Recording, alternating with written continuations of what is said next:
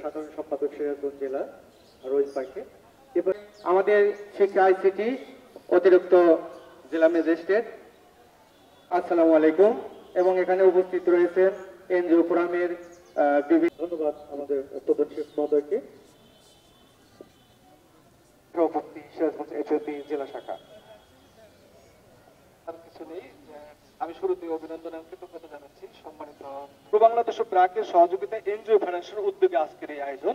সারা বাংলাদেশে এই শীতবস্ত্র বিতরণ কার্যক্রম শুরু হয় আজকে, তারই একটা অংশ বিশেষ এই সিরাজগঞ্জ জেলা আজকের এই কম্বল বিতরণ। ধন্যবাদ আবুল ভাইকে। আপনারা জানেন ইতিমধ্যে অবগত কালীন সময়ে মূলত এই কম্বলগুলো বিভিন্ন এনজিওর মতো বিভিন্ন অঙ্গ সংগঠন দিয়ে থাকে। কার্যক্রম দেখভাল করেন আমাদের সহকারী কমিশনার মহোদয় উপস্থিত আছে। হাত পেতে গেল তোমার। ওকে।